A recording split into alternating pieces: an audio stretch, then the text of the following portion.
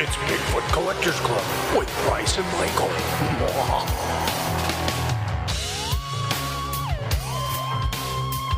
I know a ghost story or two.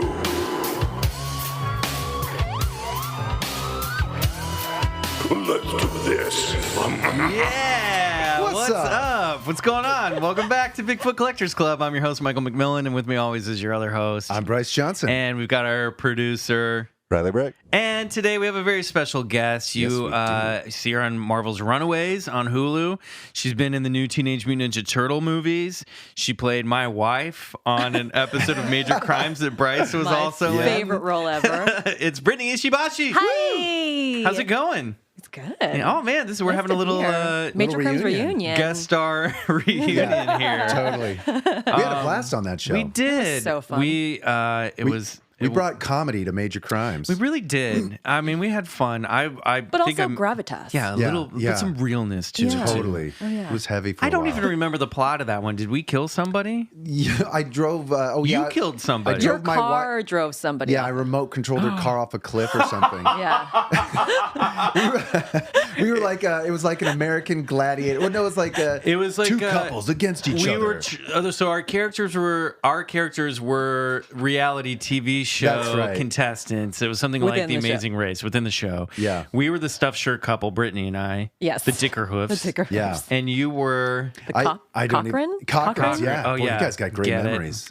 But that's so funny. What a bunch of dumb ways to die or kill somebody. I did an episode of Without a Trace where I literally stalked a girl off a cliff. Oh, that's awesome. That's powerful. Yeah, she's like, get away from me. I'm like, I love you. And then she fell off a cliff. That's amazing. And then I caught her and then I let her go. That's the I role. did another show with you where you killed somebody, I think. Really?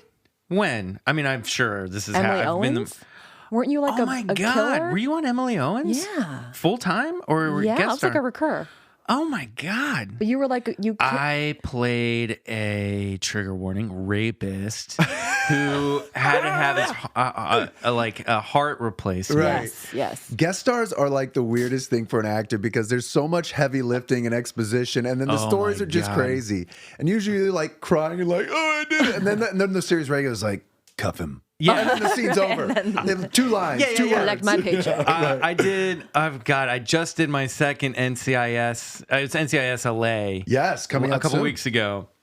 And it was one of those funny things where, again, I'm in the interrogation room. I'm not saying whether I did it or not. Right. Whether everyone goes in the interrogation room. Of course. And it's just one of those things where I'm like, here I am, just chucking out the exposition Yeah. again while crying. Right, right. It's It's just a like, talent. boy, oh boy. And it was so funny because the main actors who were lovely, they're sitting across from me and they're like sneaking their food. Like they've got it hidden in the drawers. They've done a million of these. Totally. Yeah, they just put their like leg on a chair and just like do their listening eyes. Yeah. They've become like real cops. Where Right. they're just like, they're so used to this They routine. don't care. Cops, we know you care. We all know right? you We care. Brittany, how have you been? What have you been up to? I've been great. I'm on a break right now. We don't start season 2 for a while. Huge of hit. Runaways. It's That's super exciting. fun. And for the listeners at home, who do you play? I play Tina Minoru. Yeah, that's Kiko? Nico. Nico's Nico's right. mom. I read the comics too. We have the magical staff of one. Yeah, that's pretty That's cool. awesome. She's And there's like a dinosaur on our show. It's a cool show. Oh, that's awesome. Which is also great because I picked the story for you today with you and Runaways in mind. Little hint there. That'll be great. Yeah. But that's pretty cool. So you get to be magic. Well, so far my character is pretty clear that it's science. Oh, right. Isn't right, it the right, same thing? right. Well, that's what we talk about on the show all Right? the time. All the Science, stuff that seems magic. magic is really, I mean, it's just science that we haven't explained yet. Yeah, basically. Brittany, what is your personal paranormal history? I'm a huge believer. Oh, great. I am. We haven't had one of those in a while. No, we've had a run of A lot of skeptics. we've had a run of skeptics. Yes. Kristen was a believer. Maria Yeah. was not. Right. So what are you into? I just feel like I've always had friendly ghosts around me. Oh. Never any creepy ghosts. Okay, Luckily. that's good. Luckily, That's great. Those exist. They've exist. I've heard lots of crazy stories, but for me, they've all been I guardian angels, guardian spirits, or just. I mean, I even see like at one point I saw like a ghost of my cat. Oh wow. Ghost cat. Ghost Yeah. cat. That's cool. Was it how when did that happen? I was like I was like in middle school, and it was. He loved to sleep. His name was Spudley. He loved to sleep in a little circle under my little white chair and under the desk in my room. And like every morning, I just kind of woke up and I'd go and I'd kind of like scratch behind his ear and cuddled him, and then went off to like go get ready for school. And that cat had a hard life. Yeah. this poor Orange County cat, and had come home from school that day, and my mom was just like devastated. And she said, I wasn't able to tell you guys this morning when you left, but like in the middle of the night, like our neighbor called and said that our a coyote got spud. God, that sucks. And I was like, what? That's impossible. Like I saw him this morning. And she was like, when did you see him? I'm like, he was under my chair like he always is this morning. I felt him, like I felt his soft fur. And she was like, no, like the animal, they came to like get him like in the middle of the night. Whoa. And he came to say goodbye. Oh, wow. Wow. Yeah. That's crazy, but interesting as well. I mean, that was nice.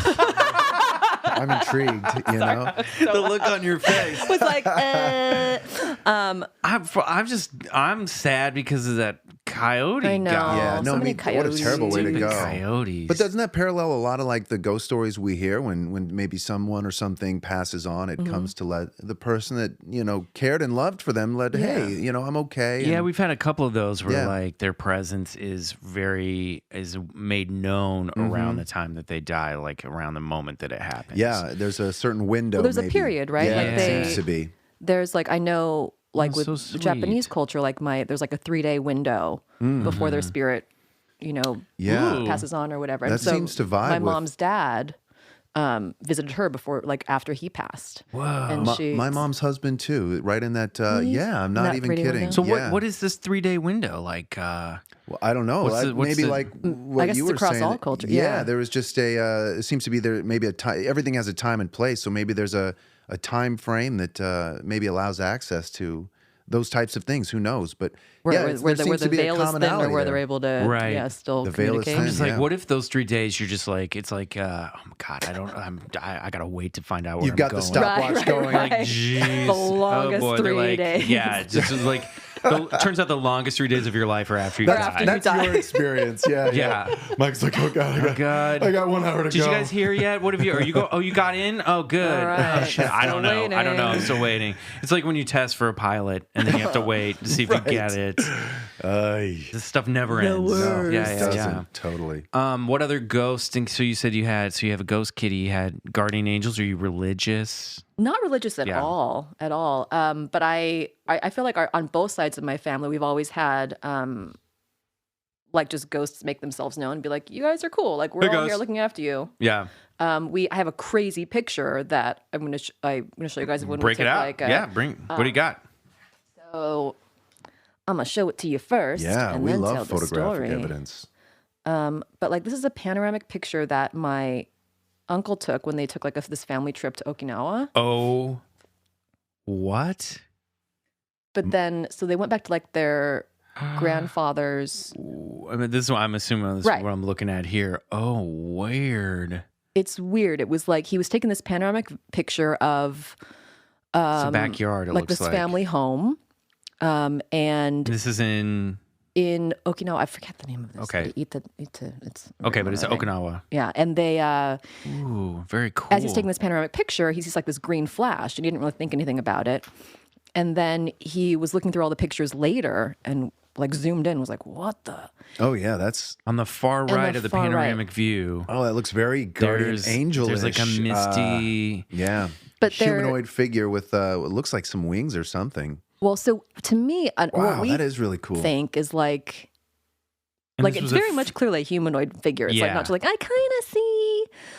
This is a family home. It's a family home, and we think it's my great grandfather and his firstborn 2-year-old son who had passed. He like when he was 2, he like wandered off and fell into like an irrigation ditch and drowned. And so I think that's The two of them. like two of them. Like it feels like that's kind of like him sitting on his hip or kind of something. look like or he's. I was gonna say it does look like somebody's holding a little child or something. yeah. That is so cool. creepy? Would you be okay Yeah, if of course. if you sent this to me and we could post it on our Facebook? Yeah, that is really strange. And it's a little like you know, and I know it sucks when you're describing something visual, but like on a podcast. But it's very clearly a humanoid figure, but it's also like a little out of proportion with everything else. This is something really fascinating. There even looks like there's a face in the bushes down here. Have you seen that? What? Look at that. There's a face right down in the bushes too. Do you see that? It's like the leaves. If you look down, do you see there's like almost looks like a face formed in the leaves there. Who is that? Do you see that? Do you see what I'm Who looking is at? that? I don't like that. We don't know him. That one does not look like a friendly one. Well, that's kind of weird. That could just be the light. But yeah, if you look down here, though, there's almost like a face in the bushes as well. This is a spooky photo. This is giving me chills just looking at it. This is pretty cool. That's great. We love when guests bring stuff like that. Show and tell. Yeah. Or show and hear. So you've got grandfather ghost too. Grandfather so ghost. you clearly come from a family that's very open to all of this stuff. I feel like we all are, and there's a personal story I have is I was in a really, speaking of guardian angels, I was in a really bad car accident where it was raining and my car hydroplaned went across 4 lanes on the 405 and skid like on a bunch of, I don't know what they're called, like ice plants. It was like rubbery plants. So like I couldn't get traction on the plants. Kept speeding along, couldn't like brake. Flipped my car into a ditch and traveled upside down. Oh my God. When was this? I was in college. Okay. And traveled upside down for what felt, like a really long distance. Oh, and they say those moments too when you're in that the time slows down. Yeah, I felt like everything was kind of slowly. Yeah, isn't that weird how that happens? And you Yeah. suddenly become hyper aware of every detail and every moment that's happening. Yeah. So you were upside down. Yeah, so I was upside down. Didn't realize I was upside down, so took my seatbelt off and was like, bonk, and fell on the roof of my car. But the way the car had landed and was skidding were, I guess, the strongest points of the frame, so nothing It was caved headed towards a crocodile pool.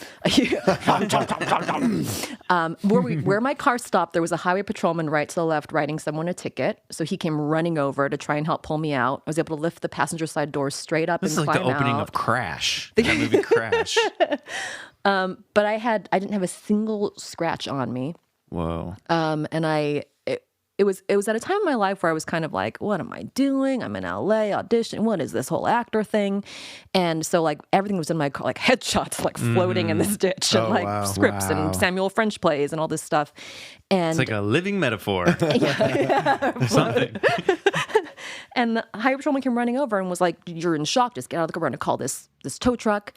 And when the tow truck finally came, I climbed in and this little girl pops up from the back seat, maybe like 7 or 8.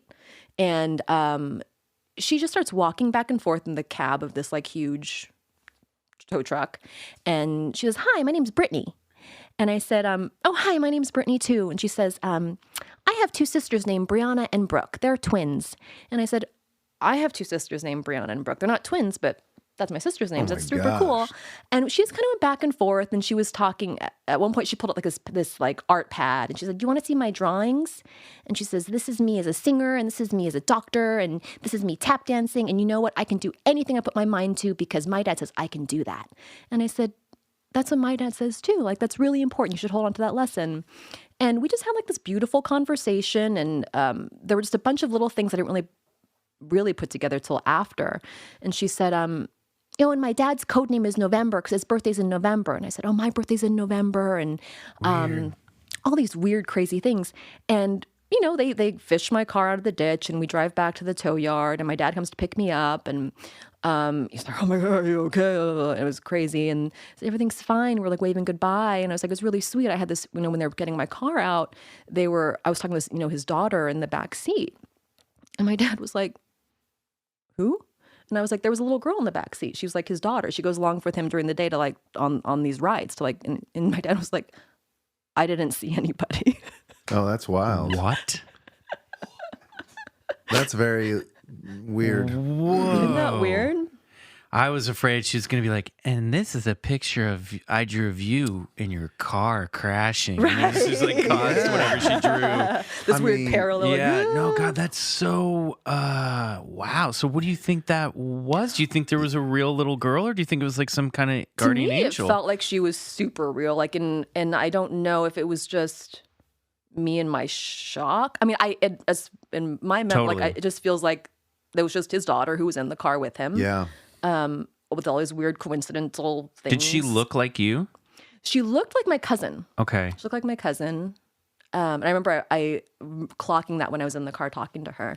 But I don't know. And I never really thought, like, I tell this story sometimes, people are like, did you ever try and call this November guy and be like, hey, did you have a daughter? Yeah. I wonder if it... Even just the fact that a guy who operates a tow truck lets his Brings daughter his 7-year-old daughter walk along. around. You said walk around in a cab. I'd like, put your seatbelt on for God's sake. You know, There's run a almost- tow We're on a truck freeway. company. Yeah. There's like a thing where I wondered if it was almost like a projection of your own inner child that was like comforting you in that moment. Crazy? And in that moment too, when you were kind of, like you said, the accident happened in a moment where you're really kind of questioning things. Sure. That's why I was like, did she look like you? Because I wondered if she was like, if you could be like, oh my God, I was like talking to a little kid myself. version of Well, and myself. who knows the head trauma that you might have been under. Not that No, saying but that yeah, that's all yeah, of it that's the shock, the adrenaline could but- release All some of sort that. of who knows, you know? Or like it all could just be like, that is such a weird, Isn't that cool weird? story. And so where Yeah. was your dad during that? So Like you said, you said your dad He- didn't see the he- little girl? No, he came to pick me up at the tow yard and was like, Okay. talking to, I didn't know his real name, November. Right. Who his code name Yeah. November. Yeah. And about the car, and it was like not salvageable, and Right. and then they dropped everything off. He picked me up, and and we left. So my dad saw Saw the guy. came to Okay. get us at the So tow. weird. That's cool though. You know, I'm from 3 BRs, Brendan, Bryce, and Brett. And That's right. I remember. yeah, talking and whenever about my that, mom would get mad at me, she would, go here. Yeah. It was like Tourette's, it was the best. It's like, it's Bryce. I'm coming. Yeah. We would get called. My mom used to go down. Our dog. She'd be like Max, Angus, Joe, Sarah. She would go through all my family. Then she'd be like Michael. And I'm like, she'd finally get to me. I call my dog Violet. I call her by my niece's name all the time. I don't mean, and she's not in trouble. I'm just like, call her by the wrong name. So I come from a family that like cannot get people's names straight. And I asked my mom, I said, if you ever have a daughter, what would you name? She said Brittany. So she was going to continue with the BR. You would have been a Brittany. Active. I was going to be Kathleen. My middle name, my mom's maiden name is Hunt, and my middle name was supposed to be Hunt. And then Michael Hunt. Well, nickname it. Give me the nickname. Oh, yeah, my cunt, yeah. And my grandfather, before she named me, Not a good was idea. like, "You can't name him Hunt, middle name Hunt." She goes, "Why not?" And he had to explain it to her because I guess when he was in World War II, the guys in his company used to call him Mike as a nick. His name was Charles, but he Right. would call him Mike as a nickname.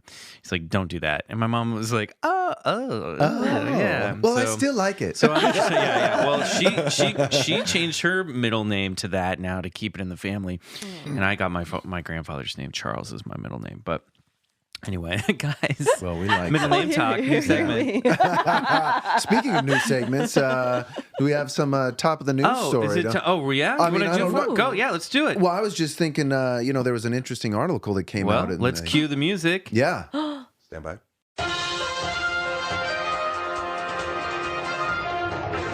BCC news out of Los Angeles. So there was an interesting thing in the you sent this to me out of the Washington Post. They were kind of piggybacking. And we off posted of, this on the Facebook page off of yesterday. a big too. expose that came out in the New York Times in Do December. you know about this, Brittany? I'm not sure what's So happening there was a right big, real quick, there was a New York Times article that came out December, I think it was like the 18th, mid-December, right before Okay. Christmas, where basically a guy had retired from a division in the Pentagon that they admitted that they were doing black book operations studying UFO craft. Yeah, it was a big acknowledgement of The military that and the the government. military was funding, through Senator Harry Reid, about $22 million of their defense budget had gone to a program Studying called UFOs. Advanced Aerospace Initiative Threat Program. So basically, it was a big kind of a splash across the page that says, hey, we're spending government money on looking into UFOs and stuff like that, which a lot of people just were like, no, that they don't, the government doesn't care about that stuff. But along with the article, they also released a podcast on their daily podcast, which is great. If you can go find it, I think it's December 18th. Yeah, that was great. Where this woman interviews, she's usually covering like the NSA or, and other in the Defense Department. She's like not a reporter that's into like UFOs or the paranormal. She basically met with this guy, and he admitted that they had been tracking craft that were foreign to the U.S., possibly foreign. Like he came just short of being like, yeah, they're alien. But he basically said there are things that we trail and study that we do not know what these crafts are. They have nicknames for one. Like one's called the Tic Tac because it's oblong and white and glowing, and they don't know what it is. Well, not only that, they had mentioned within the article that they had recovered high-tech. That's it. They had a warehouse where they had stuff. Yeah. And believe it or not, the program footage ended through. Yeah, and then they were also able to release 3 separate videos. One which they posted in the article of an F-18 Hornet pilot chasing this thing. So they have it on video. I'll be happy to show it to you. But these pilots, as you can tell, they show the audio. They play the audio as well. And they're like, "Oh my God, what is that thing?" And they're like, "It's changing shape, and it's incredible." So what happened in the Washington Post? What was? Well, they were just kind of piggybacking, saying, this is the military keeps encountering UFOs. Why doesn't the Pentagon care? And because in that New York Times article, the program had actually gotten shut down unofficially. The head of the program, Louis Elizondo, he said, they're still running it on a de facto sort of basis. But it kind of got its own stigma within the Pentagon, where people were that were top secret in the know, couldn't talk to other people in the Pentagon about it. And then up the chain of command, people were like, the people who were in the know were kind of quiet about it and weren't allowed to talk about it. And the people who weren't in the know made fun of UFOs. And that's what this one says, which I love this sentence. Nobody wants to be the alien guy in the national security bureaucracy. Nobody wants to be ridiculed or sidelined for drawing attention to these issues. And now this is true up and down the chain of command, and it's serious, and it's a recurring impediment to progress in investigating these things, this Post article points out. Not only that, there was an article in the USA Today, which is finally catching on. That's basically their point. Is like it took this long because of the news cycle that we live in now, and the world we live in right now. That literally there's news that came out in December about the government admitting to the existence of UFOs and the fact that they were studying them, and it's taken 3 months before the Washington Post and the USA, and now USA Today is going, hey, wait a minute, wait, what was that? Go back. Yeah. What's going on? Because that would be huge news under any other time period. Yeah, I mean, I completely missed that. Well, especially when they it was right before Christmas, so you're not paying attention. Anyway, when they deliver those videos along too, so that not only is it this great contextual piece with testimony when they release the video too, it just when you put it together, it's like it's really mind-boggling stuff, and that's when Mike and I were always like, why isn't anybody talking about this? I mean, we've been talking about it on the podcast since it came out, but we're like, no one is talking about this. Well, the most famed government program searching into UFOs and the like was called Project Blue Book, ran by a guy named J. Allen Hynek, and that program ended in 1969. So until that long period of 69 through up until now, we as the general public have believed that the government has been out of the business of UFOs, and what he has been saying or you're a government conspiracy theorist who's like, they know everything. And they're building their own UFOs, and there's going to be UFO. And that's what this guy says. They actually shut the program down in 2012 due to the disinterest of Congress and this sounds more like the way it probably really is, where they're like, we're studying this stuff, but we're not any further ahead than anybody else. So you can just imagine some fun chairman going, well, I like your video, but let's move on. Well, and right now too, the way government's going in Washington, it's like this stuff's not, I mean, there's so many empty seats right now. It's true. And so many different departments. Brittany, so where do you stand on UFOs? Are you open to the idea of aliens? Absolutely open. Yeah. I want to know of someone. Have you ever seen any lights or have any strange encounters? Oh, I haven't. Yeah. And what about Bigfoot?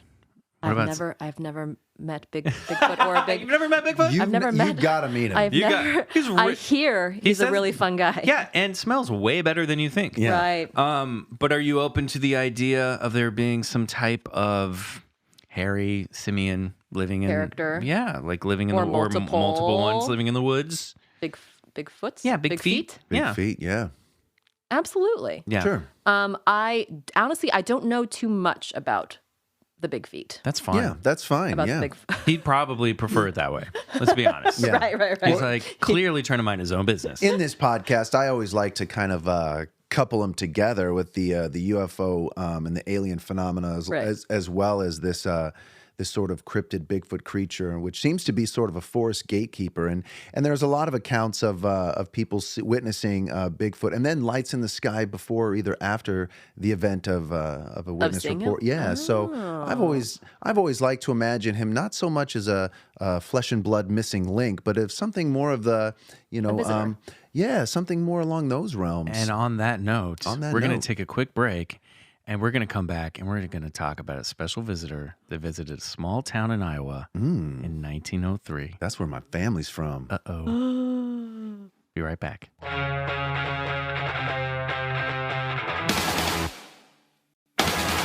And we're back, Bigfoot Collectors Club, and it's time for High Strangeness.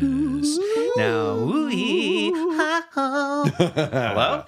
I can draw pictures of anything, and then it happens.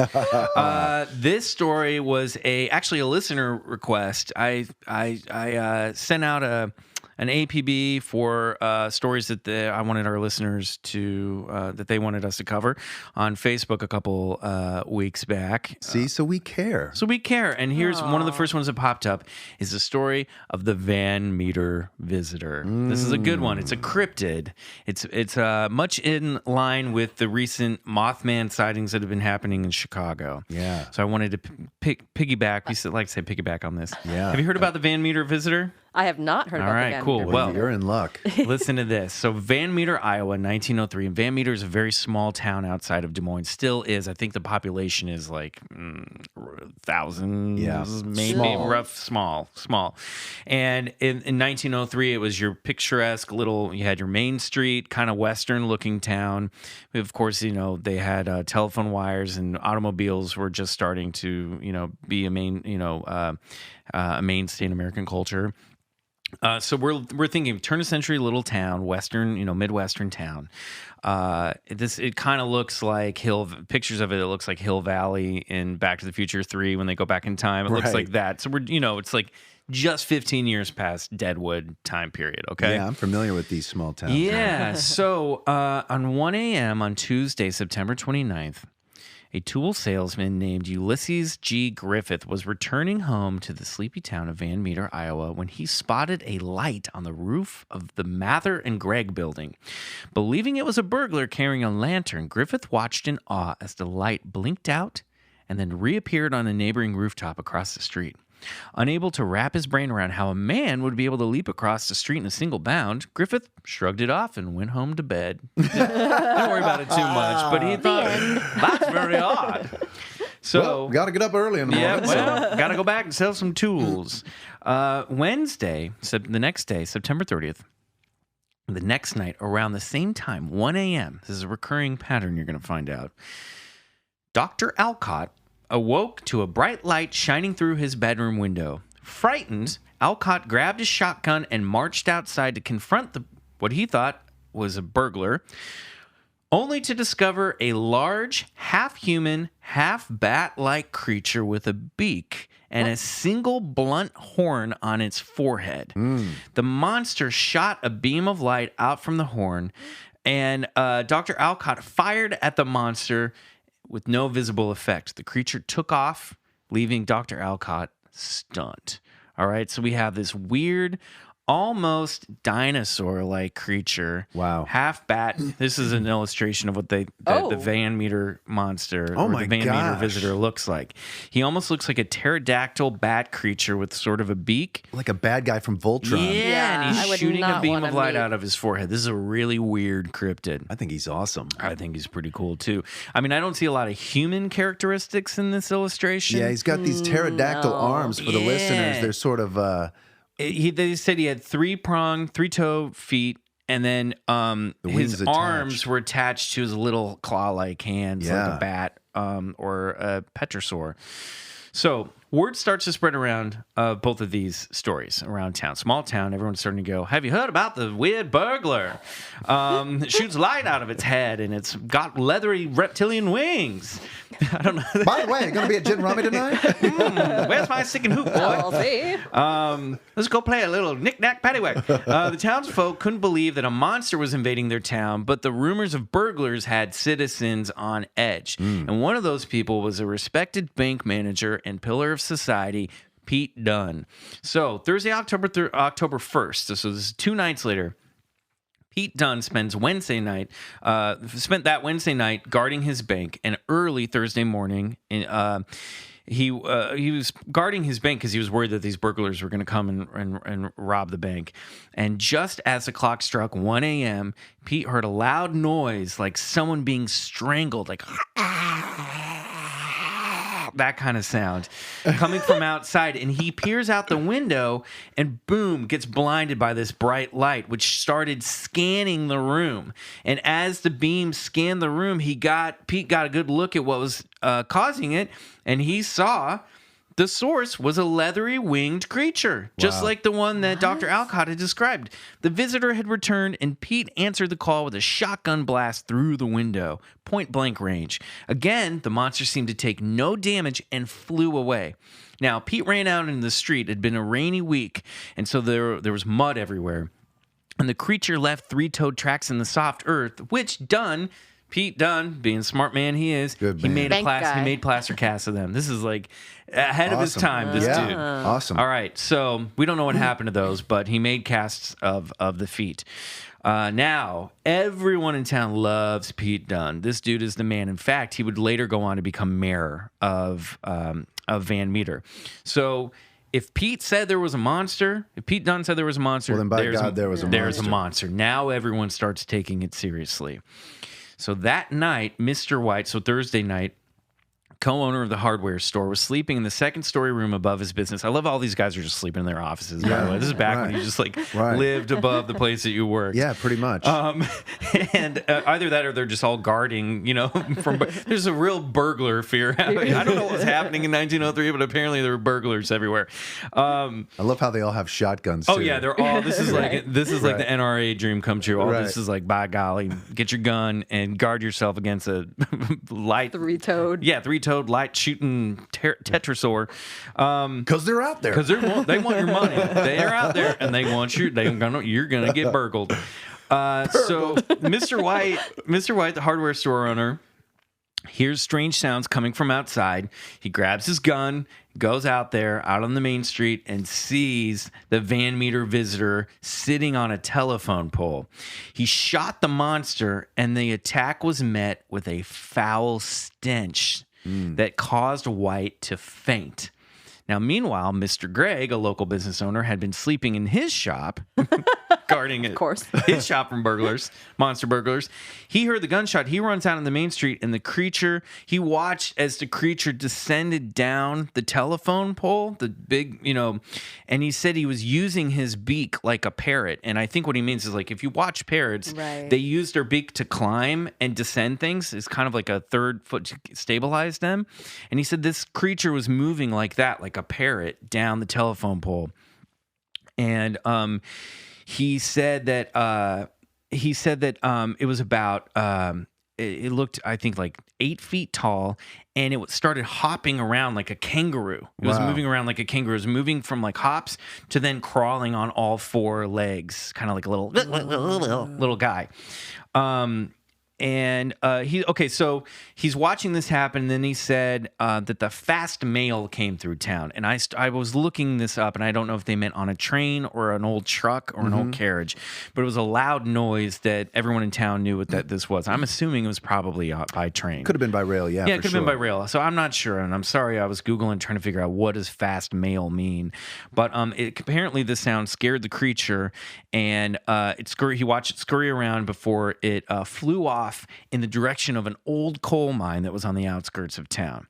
So they start going, hey, maybe this creature is from that old abandoned mine shaft that we've got outside of town. It's been shut down for a while, but there was a tile factory near there. And on Friday, during the workday, factory workers near the decommissioned coal mine heard strange noises coming from the cave that sounded as though, quote, Satan and a regiment of imps were coming forth for battle. Wow. Yeah. Wow. Satan's army of imps. Dude. So operations manager J.L. Pratt, he approached the old mine near 1 a.m. I just imagine a guy with a hand around his. Wait a minute now. That sounds like. Yep. Oh, that's Satan's army and a bunch of imps. Oh, yeah, well, sounds like it to me. I'd know that sound anywhere. Yeah, so this old dude, J.L. Pratt, he's like, well, I hear this thing shows up around 1 a.m. So he's like, by golly, I'm going to go to that mine at 1 a.m. and see what happens. Wow. So he walks down to the mine early Saturday morning and sees the creature emerge from the mouth of the cave. And he watches in shock as not one, but two, a second creature, smaller in nature, but same kind of thing, walks out behind the other creature, and both visitors emit bright lights from their horns and fly off into the night. Wow. So J.L. Pratt, he's like, all right, it's time to round up a posse. Yeah. He's like, guys, these things live in the mines. We're going to kill them, right? So he gets every able-bodied male who's got a gun, which is everybody in town, Right, to come and stake out the mine and wait for these creatures to come back so they can kill them. Posse time. Now, here's the thing. These creatures are not burglars. They have not really attacked anybody, Right. but they're going to shoot these things dead. Well, yeah, and the shooting doesn't work anyway from the last two shotgun shots. And you know exactly. But they're going after it. Well, Anyway. because it's a big animal that no one's discovered yet in love their this mind, so story. they're going to kill it, Yeah, right? hell yeah. So J.L. Pratt got together a huge posse with gunpowder that would have sunk the Spanish fleet. That's great. They waited outside the monster's lair, planning an ambush, and after an all-night uneventful stakeout, just as dawn was breaking and they were about to give up, here come these two creatures flying back home, and the guys just start open firing, just shooting at these things flying around. They're just like, Oh, I love it. yeah, they go ape shit. They light up the sky. Light her up, boys. Yep. And that horrible stench comes back because it's clearly something that these creatures are emitting when they're feeling Right. threatened. They shoot, they miss, they think they're making contact. Nothing. These creatures go slip through their fingers, go back into the mine. Wow. So they can't kill him. They couldn't catch him. What's the next best thing to do? Set it on fire. No. They're gonna close down the mine. Sure, They're gonna dynamite. yeah. So they on Saturday morning they come back. I love this game. Yeah, right. And deciding the creatures would be too difficult to hunt and kill, the townsfolk went to work barricading the mouth of the mines, blocking the entryway from the Van Meter's visitors' world and ours. And so they close down this mine. They seal up the cave, mouth of the cave, and these creatures are never seen again. Oh my God, I The love town this still story. the town still exists, and it's become like a lot of these little towns like Flatwoods and Point Pleasant, which is a larger town. This is the Van Meter Visitor has become kind of their mascot. And you can even take little walking tours, and they say that the cave still exists and it's still barricaded, and why someone hasn't decided that they were going to open that cave back up and go see if they can find these creatures living down there.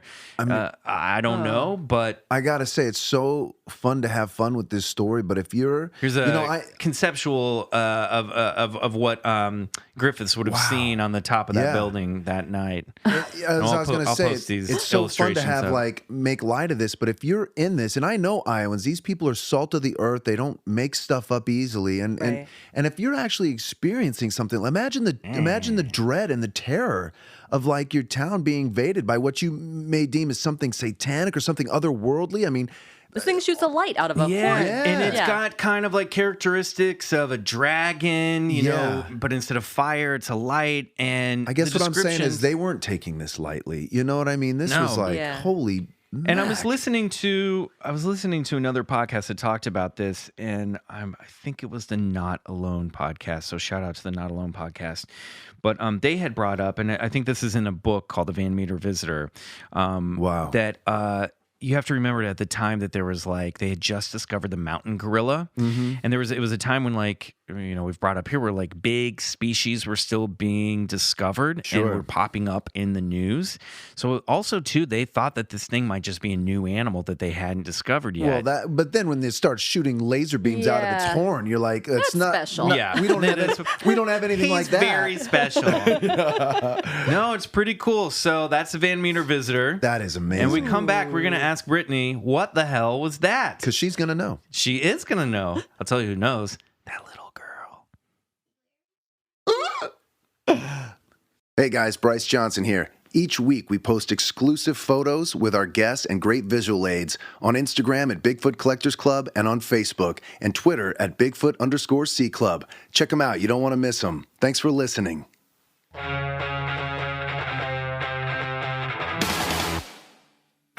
And we're back, and it's time for What the Hell Was That? Brittany, Van Meter visitor, what is it? What the hell was that? Yeah, what do you think?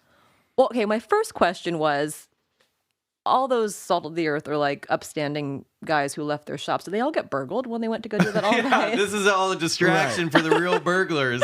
Well, imagine the wife and kids like, Yeah, honey, I think you should stay with it. No, I'm going to sleep in the shop tonight. They just come back and the whole town is cleaned out. Right. So I think these creatures were really like a creation from these burglars who were trying that would be kind of cool to get in there and burgle. No, there was no burglar. Guys, there's never a burglar. Well, sometimes, unless there is, and sometimes there are. No, I mean, that was just them just trying to make some common sense of what this is, those first two witnesses. But then, I mean, word travels fast around a small town like that. And this story, too, I forget, it got picked up in the Des Moines newspaper, and then later was picked up, I think, by either the Chicago Tribune or maybe even the New York Times. So this became a national news item very quickly. And again, you have an instance where people start with kind of confusion. Yeah. And these dudes, like you said, they're salt of the earth. This guy, Pete Dunn, who, like I said, went on to become mayor, very credible witness in his town, sees this thing, describes it exactly. You have multiple witnesses describing. They're consistent. The light is what gets me. I know, it's like super Well, weird. that's the thing. You can't call all of them crazy. You know what I mean? They're all experiencing this thing, this phenomena, and it's whatever consistent. it is. It's consistent from night to night, and it's consistent from eyewitness account to eyewitness account. Not only that, it's causing a little bit of bodily harm with that noxious gas. So, I mean, there's high stakes here, I mean, people are protecting not just their businesses, but their families. I mean, from whatever this horrid thing flying around and invading their small town. And especially coming from that mine. A common thing you'll hear is like caves and like dark crevices where these creatures seem to emerge and deeper from the earth. Yeah, from the earth and go back to it. I mean, that is some wild shit, man. I cannot believe I had not heard of that story. Yeah, so Brittany, do you think this thing is an animal? Do you think it's what is this thing? If you had a guess, I mean, and I would think it was some kind of this is animal what you have to do on the show. This is the segment of the show where we do this. Got it. It's the light thing that's throwing me out. Yeah. Like that's what makes me feel like it's some kind of other worldly. Right. So there's something. Bizarre... It might be an ultra-terrestrial, which is a creature that exists in more than one dimensions. And that's kind of what I'm thinking a little bit like Mothman. Is that maybe there is a entranceway to another dimension in that mine? Sure. Yeah. And that this thing is slipping in and out of our reality. This is something we talk about all the time. The government All know the about time. this. Yeah, well, and we talked about time and a place. There seems to be an unfolding of a window of opportunity here that happens at around 1 a.m., So Yeah. and It's so weird. These things emerge and then they just kind of pop out of existence. So who's to say that they actually barricaded those things back in there, or just what they had come to do was accomplished and then they're done? You know? It's like you've brought up before. Like Right. sometimes these creatures show up and then they disappear, right? And like, why was this just showing up all of a sudden? And they said that the strange light makes me think of like in so many of these cases where you have these weird sort of creatures. I mean, you'll see strange lights in the sky. Yeah. Right. The building to building, that's not like his horn light, as they say, but perhaps that he was flew across, or maybe Yeah. signaled to the other one. or yeah, that's great too. You know, because there's this. This also falls into the category. Sometimes we talk on the show about how, when you hear some of these stories, the creatures that are in them seem to reflect where human technology is sort of at that time and place in history. What's in the current psyche of the people as far as monsters and one thing that's lore. interesting about this light is the witnesses described it as similar to an electric headlamp, like on a car, because cars were new. Yeah. Electricity was still new. Yeah. So it's weird that you have this creature that's sort of like a vulture, sort of like a bat, sort of like, I think it looks like a pterodactyl or Petrodon or whatever. Let me ask you: when you hear shining a bright light in a bedroom window, what do you think of? And also, it's like UFO stuff. abduction story. But it's interesting that they describe the light being less like a lantern or a flame, but like an electric light, right? Wow. And that's something that's newer to coal. I mean, there's obviously people then that remember a time before electricity. So there's some weird parallel to that as well. But I think it's interesting. It sounds to me, physically, it's like, what if it's an old dinosaur? You know, like, what if it's an old dinosaur flying around that somehow survived? But the light is what makes it weird, and this blunt horn on its Well, there's a lot that makes it weird just beyond the light. I mean, let's be honest. This is a tale nothing out of the ordinary. This is completely out of the realm of like what's normal and what's even not normal. This is so strange and cryptid, to use the word, but not only that, it seems dangerous in its effect. You know, very strange, very scary. It's a cool story. It is great. I have a question about ultra-terrestrial. So I wasn't familiar with that term. So would that an ultra-terrestrial manifest itself in things that are familiar to? Well, this is what we talk about. So possibly. So basically, to give you a little context, the word extraterrestrial means something coming from another planet. Right. So let's say, out of our solar system, coming here physically and visiting like us. a traditional idea of what a UFO or like an alien or an ET is. The other class might be intradimensional, intradimensional, which means it's popping up here on this earth plane from another reality, from another portal or dimension, not coming from without, but coming from within. Okay. Right. And I think intra and ultra are basically the same thing. Yeah. So it's something that might live not just in our dimension, but across multiple dimensions. And when there's a couple theories, and most of these are ours, but I think it's pretty common though that we're kind of getting into on this show the idea of perhaps whatever the thing is presents itself in a form that you might psychically project on it to see it or witness it. So, for example, the Van Meter visitor in 1903 might look sort of like a vulture bat creature. So it's got parts of, it's sort of bits and pieces of things that are of that area of that time. So bats, birds, and then there's a weirder element added to it, like this light, this electric beam of light. Okay, that could be a reflection of the technology at the time.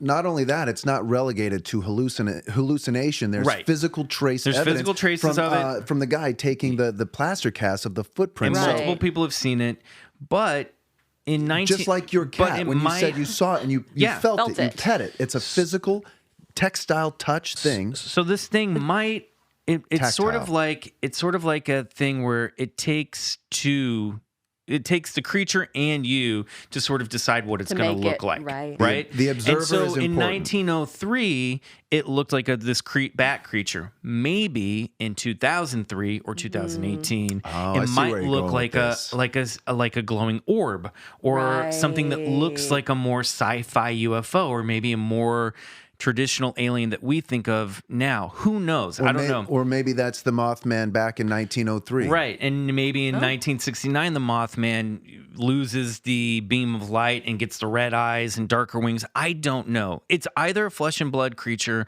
or it's a flesh and blood creature from another dimension. Yeah. One that either lives in this earth, deep within this earth, or is from another dimension, or there's something else happening where these creatures present themselves in the physical realm, but it takes our brain and our psychic projection of what they might look like To complete it. to complete its manifestation. Well, this is sort of where physics is and that's leading, what the ultra-terrestrial stuff comes in.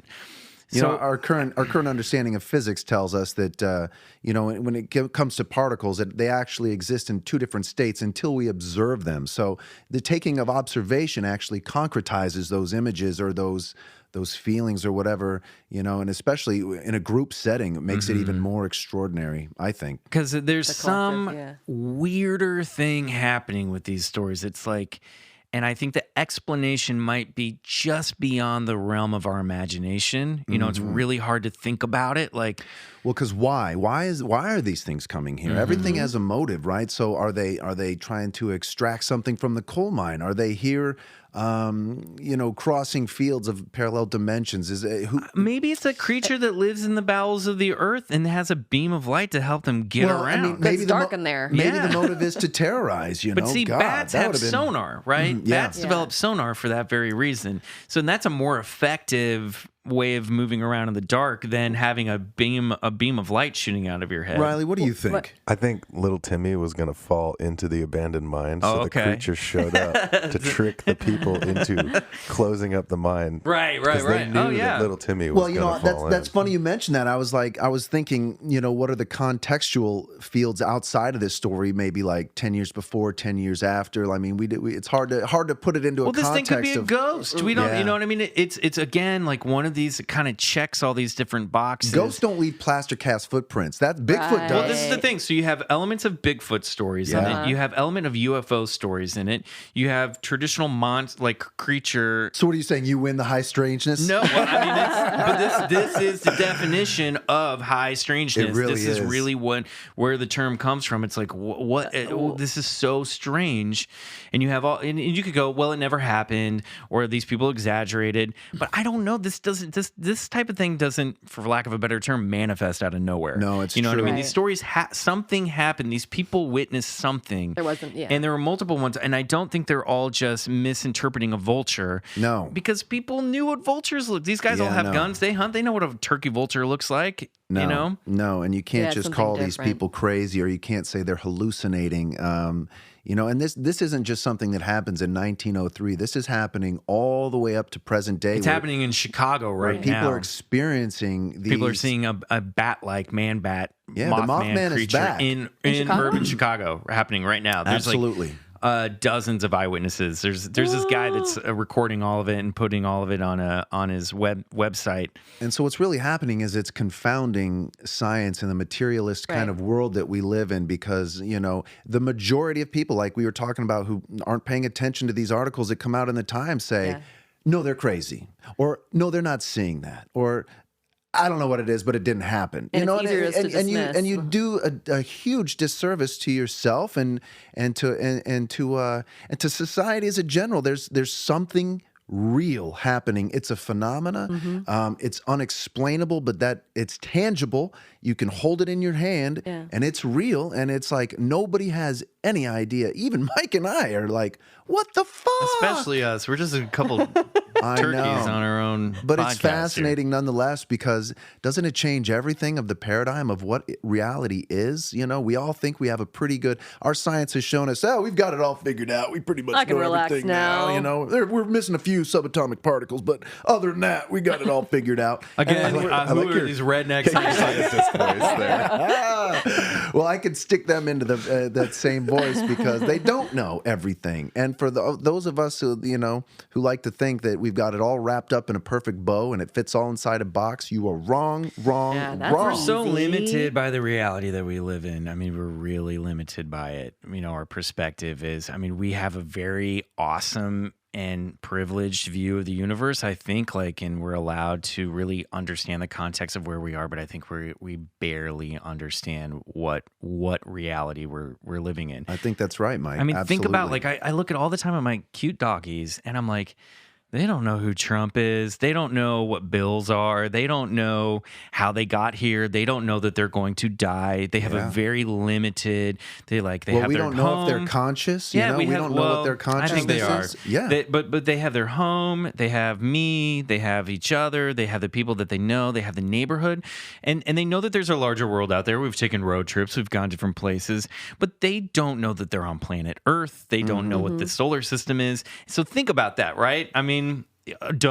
Obviously, dogs are dumb. Basically, I'm trying to say dogs are dumb. But now, okay, apply those same rules to human beings and our understanding of the universe. Okay, Right. we hit a limit at a certain point, and I think that there is something. And people, if you're religious, you already believe this: that there's a higher power, that there's a God, that there are beings outside of this dimension called angels that live in a heavenly dimension, whatever that is, that have some sort of interact that we don't know. We don't have the big picture. And so I think we, in that way, we're like our dogs, where we have an understanding of our reality up to a point. But I think it goes I think reality and what this is. Well, and this is where it goes way And our beyond place our in it. understanding. And there are other higher dimensional or higher intelligences that are looking at us and going, "Oh, those poor little puppies. They don't know what they're So sweet. They know their world, and they don't know what the context of the bigger picture is here." Well, and for me, this is where dogma and religion gets frustrating, is because people love to pick and choose, right? They love to say, well, everything in the Bible is pretty much true, except for maybe this or that thing, and so they like to pick and choose their reality when it's I'm not saying it's all or nothing, and I'm definitely not saying it's a literal, translation of taking place, but yeah, man. Yeah. It's confounding to say the least. Yeah. Awesome story, man. Thanks, dude. That was great. hella Thank you cool. so much. We're going to come right back with Collector's Corner, and then we'll wrap it up. Awesome. Hey guys, it's Michael. I'm out in the forest looking for Bigfoot with the crickets. But I wanted to let you know that at the end of this episode, we have a response from Kevin Kirkpatrick to Donalyn Champlin as their feud continues on. You may remember a couple weeks ago, Kevin Kirkpatrick called her out on our Listener Files episode, and then Donalyn responded, toot sweet. And Kevin has a comeback for Donalyn. I'm worried they're going to fight. I'm worried that they're never going to know that they love each other. But stay tuned for that response after the end of this episode of Bigfoot Collectors Club. What the hell was that?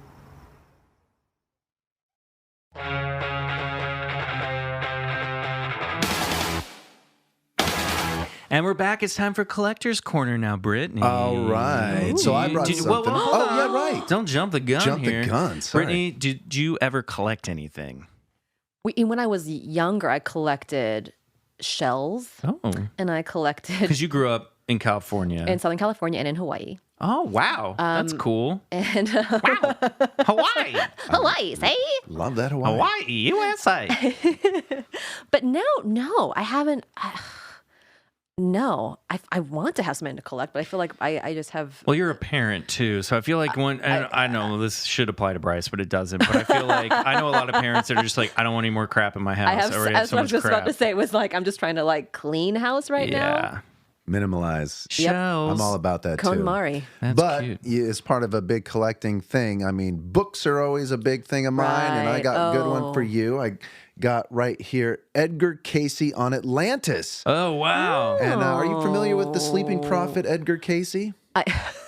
No? Or how about He's a widow sweeping How about prophet. Atlantis? The story of Atlantis. Have you ever yes. heard of that? Well, so Edgar Cayce was known as the sleeping prophet, and for most of his life, he would go into a sort of a semi-sleep state, and his wife would transcribe, and usually it was people that came in and say, my wife is dealing with an ulcer. Is there something we could do? And Edgar Cayce would slip into a trance, and he was big on reincarnation and pulling from what's known as the Akashic record, which means everything that's ever happened, everything that's going to happen is available in the ether. And What all is the term for? I forget. He would there was a term that it was like dream. He would I know it's sort of like a version of astral projection, but he would. It's not that, but he would. I think Edgar Cayce talked about he would be able to see the dark side of the moon and structures on the moon of from civilizations that were ahead of us that have long that's disappeared. pretty much right. Like, and that is Forget sort of the an term astral. for it. Yeah, he could displace his sort of spirit energy and sort of get a seer's eye, and I think he would go back in time and look at Atlantis, and he wrote about it. Is that what this book is? Yeah, well, so the biggest accounts where people pull from Atlantis, and we use it in all of our stories and mythologies today, came from Plato, and the second most came from Edgar Cayce on his over 650 readings. And generally he'd spice in, well, this is what happened in Atlantis. And anyway, this is a great book, and it's super old school. I love that copy. It looks like it's from the 70s. Yeah, no doubt about it. Well, cool. Anyway, it was such a pleasure seeing you and having you on our show. Where can people find you if you want to be found? On social media at Britt Ishibashi. That's with 2 T's. Okay. Yeah. And so Instagram, Twitter, Facebook, all that Twitter. Stuff. And then what can we look forward to seeing you on soon? Season 1 of Runaways is now available to stream Check it in its out. entirety on Hulu, and season 2 will be available soon. We will be watching. So cool. Yeah. Nice. Bryce, anything? No, just I think Bobcat Goldthwait's Misfits and Monsters should be coming out maybe this summer. Look for that on True TV. Sweet. Find me on Instagram and Twitter. And Mr. Bryce Johnson. And you can just find my pictures of garbage at Trashbag hashtag. all right, cool. And hell yeah. I'm going to be at WonderCon March 24th and 25th. Come on down to Anaheim Convention Center. I'm signing preview copies of my new comic book, Oh yeah, I Adventure just saw Van. that. It was so cool. Congrats, by I the know way. I meant to bring them in for you guys, and I forgot that I have them. But so I'm starting a new comic book called Adventure Van. It involves portals, actually. Cool. And that'll come out in, I think, this summer, maybe June again, maybe this summer. But definitely this summer. I just don't have a hard street date for when it comes out. But you can get a 10-page preview of the first issue for free, and I will sign up for you at WonderCon. Check it out, and a huge congrats on that, by the Thanks, way. guys. Way to go, man. I know it's a project that was a long time in the making. It got stalled for a little bit, and now it's back in action. So it's all good. It's finally happening. So I'm excited about that. Great. You can find me at McMills on Instagram. I want to thank our guest Brittany. I want to thank our producer Riley Bray for putting all these sounds together. I want to thank the band Sun Eaters for our music from the song "Come Alone," courtesy of Lotus Pool Records, which everybody loves. And I want to remind, before we go, we are launching our Patreon on March 28th. Yes. And we're going to do something very simple. It's going to be very minimal donation, but for minimum donation, you will get bonus content behind the Patreon wall. Episodes that you can't hear here. And so take it. We'll tell you more about that as it comes. But I want to reassure everybody that this feed will remain free, and you're going to get all these episodes every week, just like you want. But you're going to get more stuff if you want to throw us a couple bucks a month. Yep, appreciate the fanship, no doubt. And we'll keep you posted on that. We have a really exciting week next week. I will be on, I should just say this right now. I'm going to be on Tuesday. I will be on Craig Ferguson's Sirius XM radio show. We are going to talk a lot about Bigfoot Collectors Club. Great. And then Craig is going to be our guest next week, the day after on the podcast. Awesome. That's going to be an awesome episode. So we have really cool stuff coming up for you guys. So I think that's next week. Yeah, it is. And then on the 28th, we'll launch our Patreon. Okay, Yeah, I'm clearly done. We got to go. I can't talk here. anymore. It's bad enough as it is. All right, thanks so much for listening, everybody. We'll see you next week with our special guest, Craig Thanks, everybody. Ferguson. Bye. Thank you, Brittany. Bye, bye, bye. Goodbye, little girl.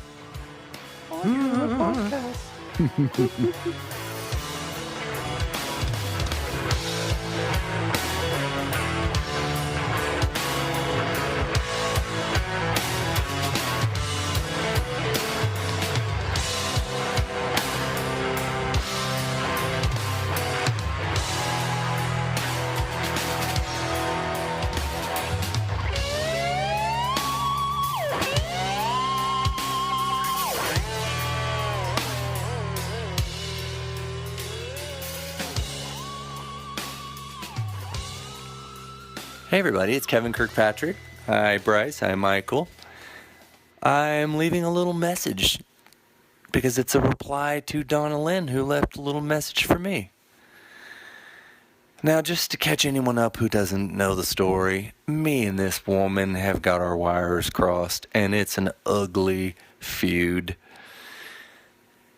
let me tell you my origin story because I feel like it's important and it hasn't been told. This house was giving me some fits. By the way, I think we're doing great now. I'm sitting up here with a Negro Modelo and having the time of my damn life tonight. So I'm at peace. But I was not doing well when I was in the throes of trying to get some things fixed on this house and they kept backfiring. So I call Michael McMillan. He's going to help me out. He says, I just had someone on the show who does all this. We talked at length about lifting curses and cleansing or whatever. I don't remember the words. I was so excited because I thought, thank you. He is about to send me a witch.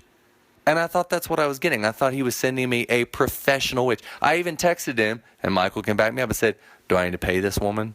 I don't know how witchcraft works. I don't know if that's offensive to pay them or if that's how they make their living. But I was set to have this person come over here and just brew up a whole bunch of magic in my house. Now, I come from Texas. I am more than experienced with people telling me, bless your heart, I'll pray for you.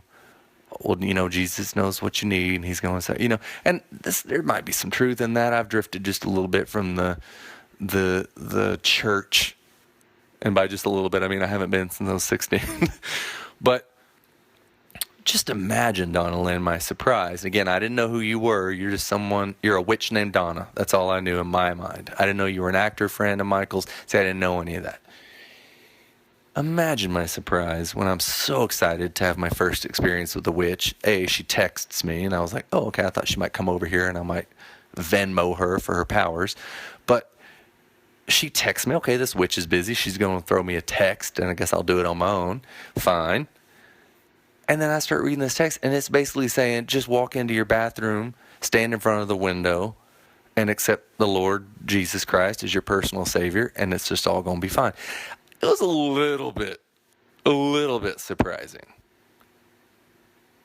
And then this draw the cross at the window, literally every window, every door. I was just thrown by that. I mean, I thought somebody was going to roll up here in like a hearse that was like black with like purple license plate frame, and she was going to lug a cauldron out of the back of it, and we were going to get shit fixed. So, as someone who's had my share of experience with the very churchy folk, who, by the way, just happen to be the kinds of people that sort of did me the wrongest in my life, so I have a little mistrust for them, I got that text, and I was like, what in the world is this? So, of course, next thing I know, I'm sitting up on Michael's show. They bring it up. And now, Donna Lynn, you know they're going to pull it out of you. They're going to pull that story out of you on that show. So I start yammering, and here's the thing. I take back my accusation, which was probably just a joke, that you might be affiliated with the religious right. I now understand you're not. But I'm not going to take you all the way out from under that bus, Donna Lynn, because I don't know that you're a very good witch. I don't know that if your witch teachers, whoever taught you this stuff to begin with, would be happy about the fact that A, you're texting your spells, B, you're using just one spell that was pasted from some other client and throwing it to the next client. That is, I mean, I'm not even a warlock or a witch, but I know you can't do the same spell on the same house to the same people. Any more than if you're sick, Donna Lynn, I'm not going to show up at your doorstep with a bunch of banana nut muffins if I know you're allergic to nuts. You got to know who you're dealing with. So, let's say Donna Lynn, wonderful actor, wonderful person. Is she a wonderful witch? No. Right now, she's got a very low Yelp rating from me. But there's a way out of this. I need Donna Lynn to show up at my house, burn a bunch of weeds or whatever they do, and let's get this magic going and let's straighten this out. And then I'm going to go back on Michael's show next time, and I'm going to sing the praises of the wonderful good witch named Donna Lynn. But until then, I hate you. And I love you.